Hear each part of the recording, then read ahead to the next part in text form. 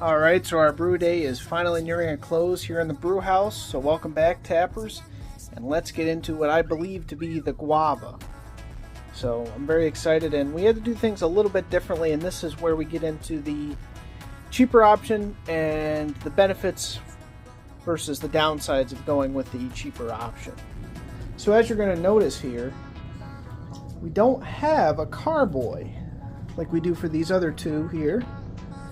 And so as a result of that, we actually had to clean out our less expensive fermenter, our other one, so we could actually pour it in, press our apples in our mash, and then mix it all into this, which, like I said, positive or negative, depending on how you look at it, adds a little bit more time, a couple more pieces, because like I said, we're going to have to actually fill each of these, and this is just going to be our bottling, essentially, container.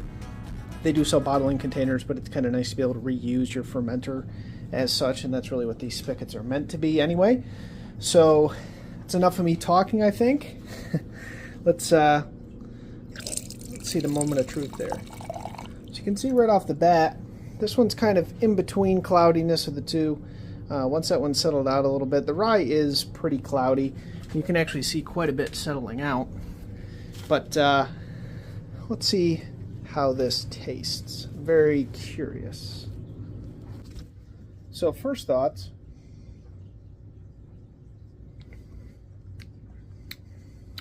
Interesting. It's got, yeah, it's a little bit more fruity. Still really dry. Again, the champagne yeast is great for fermentation because it just cuts through everything. But it does leaves you with a really dry product that you end up having to back sweeten, versus the ale yeast tends to give you that meaty flavor that we had with the rye, and it also brings out a lot more of the fruit flavors. So overall, definitely not bad. Very smooth. But I'm hoping that when it ages, maybe some of the dissolved solids dissolve out, and we add a little back sweetener when it's done aging.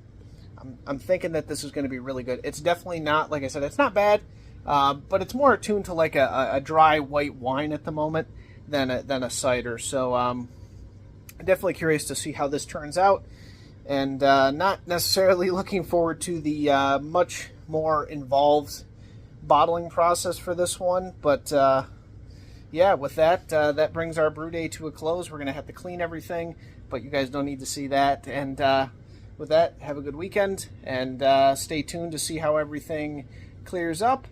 And we're excited to see how it tastes, and we hope you are.